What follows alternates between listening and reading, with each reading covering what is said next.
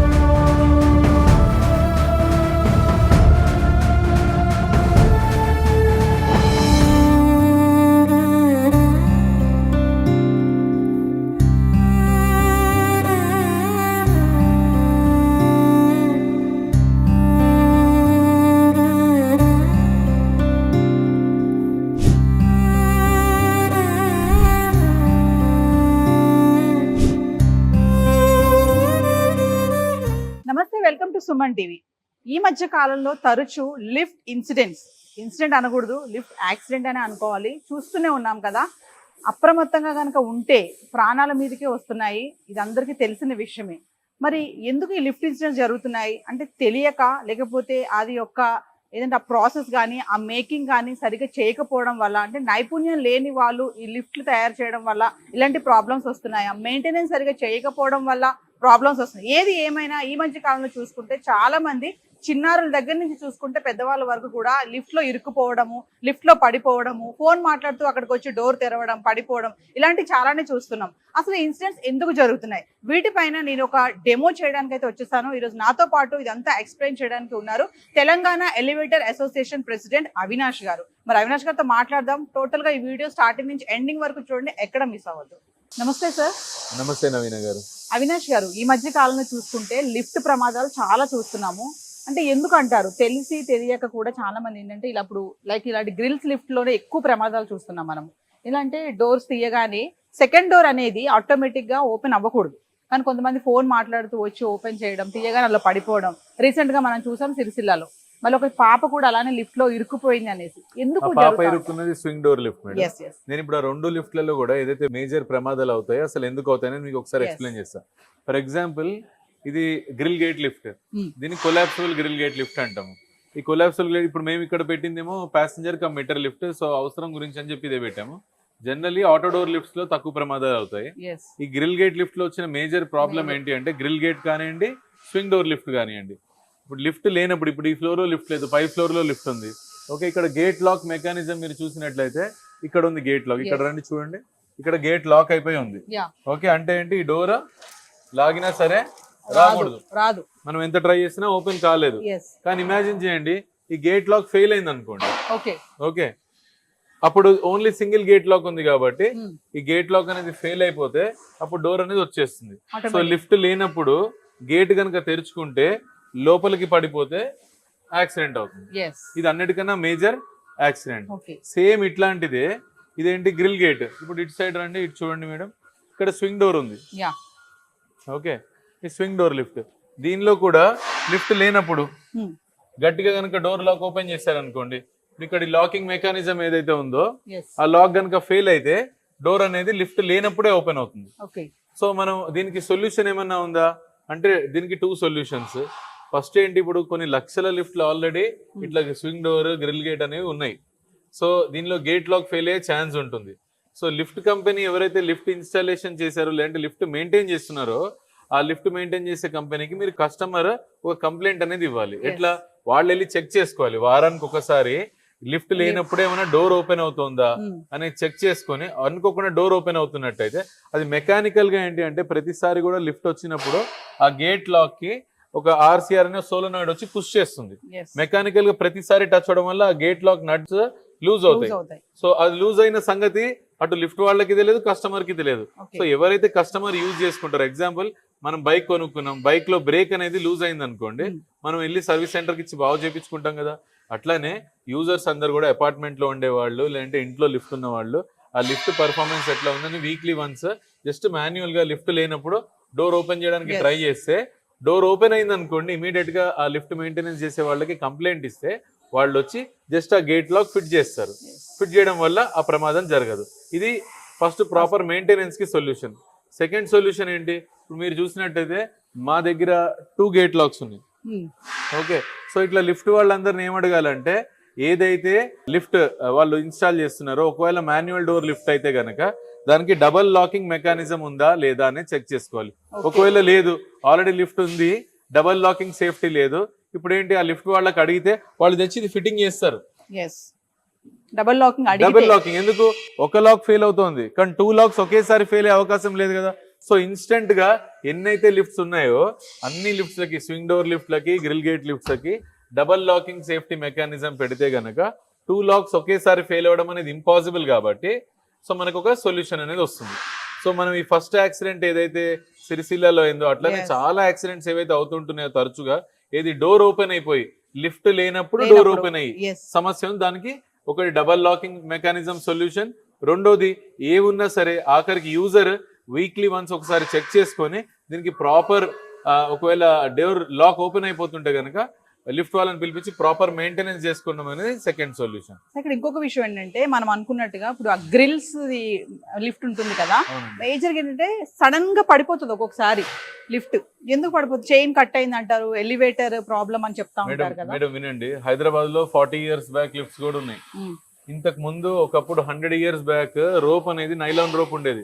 Lift పడిపోవడం అనేది జరగదు, అంటే రోప్ కట్ అయిపోయి లిఫ్ట్ పడిపోవడం అనేది జరగదు అసలుకి. ఎందుకంటే each rope 13 mm rope, each rope 24,000 kgs force supply అయితే కట్ అవుతుంది. మినిమం 3 ropes యూజ్ చేస్తున్నాం మనం. సో మనం అంటే అంత మొత్తం ఇండస్ట్రీ అంతా కూడా, ఇండస్ట్రీలో ఎవరు లిఫ్ట్ ఇన్స్టాల్ చేసినా మినిమం అనేది 3 ropes యూజ్ చేస్తారు. అప్పుడు 5 ropes 6 ropes కూడా ఉంటాయి లిఫ్ట్ ని బట్టి. సో లిఫ్ట్ రోప్ కట్ అయిపోయి కింద పడ్డం అనేది ఇంపాసిబుల్. కానీ మీరు అడిగిన యాక్చువల్ క్వశ్చన్ ఏంటంటే ఈ లిఫ్ట్ పడిపోతుంది అంటారు కదా, ఇది ఎట్లా జరుగుతుంది అని. ఒకటి, క్యాబిన్ సైజ్ దానికంటే 4 passenger లిఫ్ట్ కానీ 8 passenger క్యాబిన్ ఇచ్చారనుకోండి, బ్యూరీ ఆఫ్ ఇండియన్ స్టాండర్డ్స్ ప్రకారము ఒక్క ప్యాసింజర్ కి మినిమం సైజ్ 1.8 square feet ఇవ్వాలి, మాక్సిమం సైజ్ 2 square feet ఇవ్వాలి. సో మనం చలో మాక్సిమం కన్సిడర్ చేద్దాం. సో మాక్సిమం సైజ్ మనం కన్సిడర్ చేసినప్పుడు 6 passenger అనుకోండి, అంటే 6 2 12 square feet, అంటే 4 feet by 3 feet cabin size ఉండాలి. కానీ కొంచెం మంది కస్టమర్లు ఏమడుగుతారు, లేదండి మాకు పెద్ద క్యాబిన్ కావాలన్నప్పుడు కనుక ఆ లిఫ్ట్ కంపెనీ వాళ్ళకి పెద్ద క్యాబిన్ ఇస్తే అనుకోకుండా ఎక్కువ మంది వెళ్ళిపోతే అప్పుడు ఓవర్లోడ్ అయిపోయి లిఫ్ట్ స్లిప్ అయ్యి కింద పడడం జరుగుతుంది. ఓవర్లోడ్ అవ్వడం వల్ల కూడా పడిపోతుంది. ఓవర్లోడింగ్ మేజర్ రీజన్ లిఫ్ట్ కింద పడిపోవడానికి, దాని కెపాసిటీకి మించి ఎక్కువ మంది వెళ్తే. సో ఇది ఎవరి బాధ్యత అంటే, ఒకటి కస్టమర్లు అట్లా అడగకూడదు, రెండు కస్టమర్ల కన్నా బాధ్యత ఎవరిది అంటే ఏ లిఫ్ట్ కంపెనీ అయితే ఇట్లాంటి మెటీరియల్ సప్లై చేస్తుందో వాళ్ళు అవసరానికి మించిన క్యాబిన్ సైజ్ ఇవ్వకూడదు. మినిమం స్టాండర్డ్ ఏంటి 1.8 square feet, మాక్సిమం వచ్చి 2 square feet per person. So passenger కెపాసిటీని బట్టి లిఫ్ట్ క్యాబిన్ సైజ్ అనేది డిజైన్ చేయాలి. అలానే 1 passenger కి 68 kgs, ఇప్పుడు నేను 90 kgs ప్లస్ ఉన్నాను. సో 68 kgs అంటే లీన్ గా ఉన్నవాళ్ళు, అంటే 6 passenger లిఫ్ట్ అంటే 4 వెళ్ళడానికి. ఓకే, సో వెయిట్ క్యాలిక్యులేషన్ కూడా చాలా ఇంపార్టెంట్ అనమాట. ఈ రెండు కాకుండా థర్డ్ ఏమన్నా ఉందా అంటే, ఇటు సైడ్ వచ్చి చూడండి, మీరు అక్కడ చూడండి ఒక అడిషనల్ రోప్ ఉందా, లోపల ఒక అడిషనల్ రోప్ ఉందా అంటే లిఫ్ట్ కి సంబంధం లేకుండా లోపల అడిషనల్ రోప్ మెకానిజం ఉంది. దేనికి ఉంది అంటే పైన చూడండి ఒకసారి, పైన మీరు చూస్తే గనక ఓవర్ స్పీడ్ గవర్నింగ్ సిస్టమ్ అని ఒక పుల్లి ఉంది. జనరల్ గా అంటే దీన్ని కొంచెం మంది అవాయిడ్ చేస్తూ ఉంటారు. పైన చూడండి అక్కడ రౌండ్ గా ఎల్లో కలర్ లో ఉందా, ఓకే, దాన్ని ఓవర్ స్పీడ్ గవర్నింగ్ సిస్టమ్ అంటారు. అది ఏం చేస్తుందంటే ఈ లిఫ్ట్ కి చుట్టూ ఒక ఫ్రేమ్ వస్తుంది, ఆ ఫ్రేమ్ కి అడిషనల్ బ్రేక్స్ ఉంటాయి. ఎప్పుడన్నా ఇట్లా ఓవర్లోడ్ అనుకోకుండా ఈ లిఫ్ట్ స్లిప్ అయి కింద పడిపోతుంటే లిఫ్ట్ కింద పడిపోయి చనిపోకుండా ఒక మెకానిజం అనమాట అది అక్కడ ఉంది. నేను మీకు డెమో చూపిస్తాను, రండి. ఇటు సైడ్ చూడండి, ఇది చూడండి, ఇక్కడ దీనికి హుక్ అయి ఉంటుంది ఆ రోప్. సో లిఫ్ట్ తో పాటు ఎప్పుడో తిరుగుతూ ఉంటుంది. లిఫ్ట్ కనుక అనుకోకుండా కింద పడిపోతుంది అనుకోండి, అది పైన లాక్ అయిపోయి ఇది పైకి రేజ్ అవుతుంది. ఇది ఎప్పుడైతే పైకి రేజ్ అవుతుందో ఇక్కడ చూడండి లోపల 2 పులీస్ లాంటివి ఉన్నాయి లోపల, రోలర్స్. ఓకే, ఆ రోలర్స్ గైడ్ రైల్ కి పట్టేసుకుంటాయి, అది గైడ్ రైల్. దానిపైన లిఫ్ట్ పైకి కిందకి మూవ్ అవుతుంటుంది. ఎప్పుడన్నా ఓవర్లోడ్ అయిపోయి లిఫ్ట్ కింద పడిపోతుంటే ఈ మెకానిజం ఉంటే ఈ మెకానిజం కి అడిషనల్ కాస్ట్ అవుతుంది.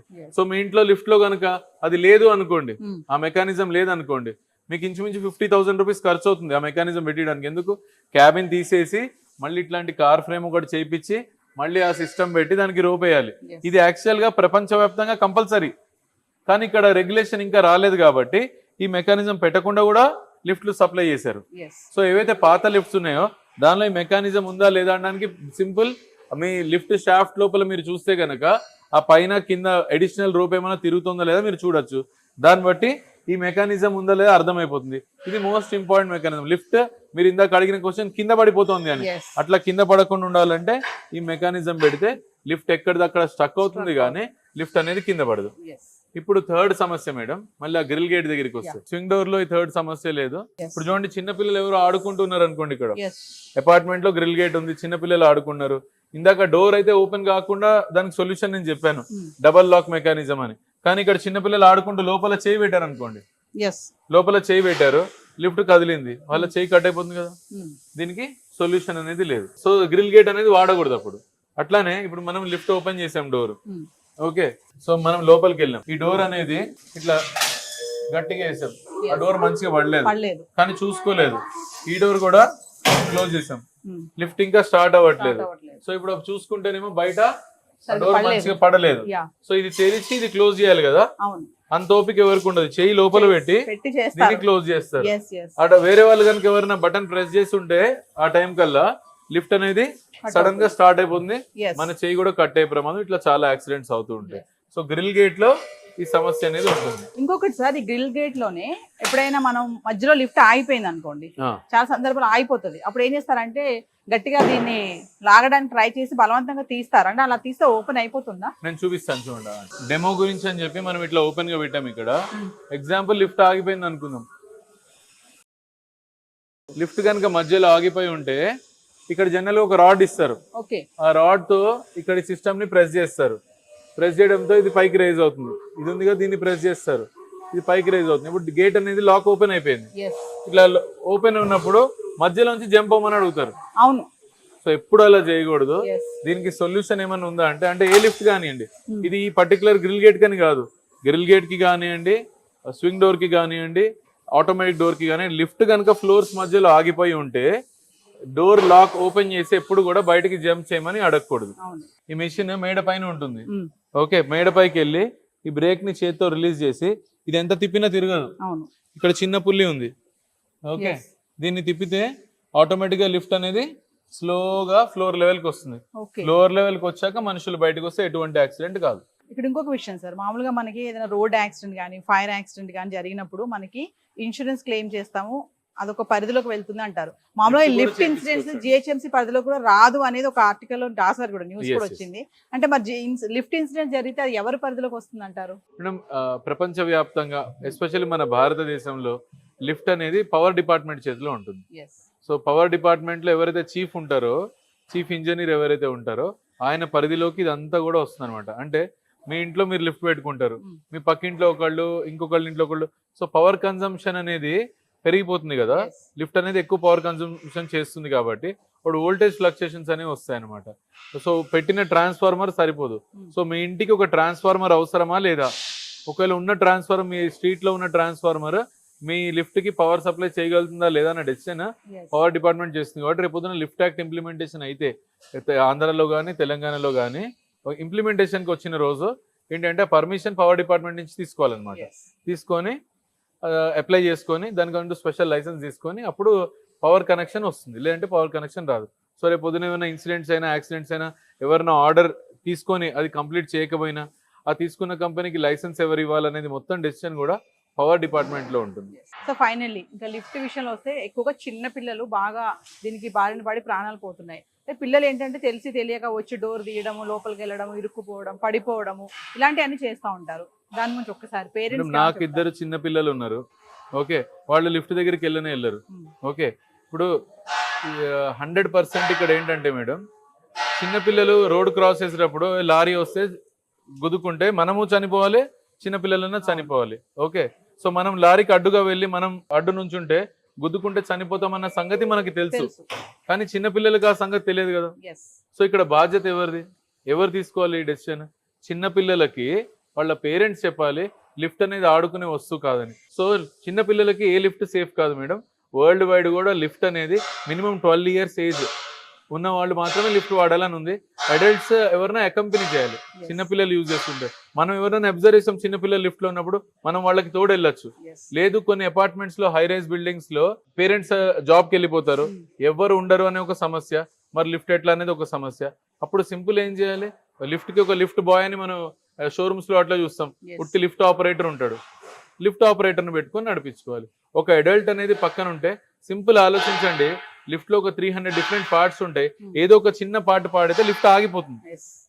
లిఫ్ట్ ఆగిపోయింది, కరెంట్ సమస్య కాదు, లిఫ్ట్ టెక్నికల్ ఇష్యూ వచ్చి ఆగిపోయింది. ప్రాపర్ సేఫ్టీ లిఫ్ట్ విత్ అన్ని ఆటోమేటిక్ డోర్స్ ఉన్నాయి. స్టిల్ కనుక లిఫ్ట్ ఆగిపోతే లోపల ఉన్న పిల్లోడు ఎంత టెన్షన్ అవుతాడు, పెద్దవాళ్ళే టెన్షన్ అవుతారు. లిఫ్ట్ లోపల ఉంటే గ్రిల్ గేట్ లిఫ్ట్లు ఉంటే కనుక ఇమీడియట్ గా డబల్ లాకింగ్ మెకానిజం పెట్టించుకోండి. లేదంటే అసలు గ్రిల్ గేట్ తీసేసి అక్కడ డోర్ ఉంది చూడండి, దాన్ని ఇంపర్ఫరేటెడ్ గేట్ అంటారు. ఓకే, దానికి పర్ఫరేషన్స్ లేవు, చిన్న హోల్స్ ఉన్నాయి అక్కడ, సో బయట నుంచి చిన్న పిల్లలు చేయి పెట్టకుండా ఉంటుంది. దీని రీప్లేస్మెంట్ అదే, కానీ దానికి కూడా డబల్ లాక్ ఉండాలి, అప్పుడు గేట్ అనేది ఓపెన్ కాదు. సో డబల్ లాక్ అనేది మ్యాండేట్. సెకండ్, ఈ గ్రిల్ గేట్ తీసేసి మినిమం ఇంపర్ఫరేటెడ్ గేట్ పెట్టుకోవడం అనేది ఎంత ఉంటుంది, 10,000 ఉంటుంది మేడం. ఇది 5,000, అది 10,000. ఓకే, సో అది పెట్టుకోవడం అనేది మ్యాండేట్. స్వింగ్ డోర్ పెట్టుకుంటే కూడా దానికి డబల్ లాకింగ్ మ్యాండేట్. ఒకవేళ స్వింగ్ డోర్ లిఫ్ట్ కనుక మీ ఇళ్లలో ఉంటే ఇమీడియట్ గా క్యాబిన్ లోపల గ్రిల్ గేట్ తీపిచ్చేసి అక్కడ ఇన్ఫ్రారెడ్ కర్టెన్ సెన్సార్ అని ఆటో డోర్ లో ఏదైతే యూజ్ చేస్తామో ఆ సెన్సార్ పెట్టుకుంటే ఇప్పుడు జరుగుతున్న యాక్సిడెంట్స్ అయితే 90% ఆగిపోతాయి.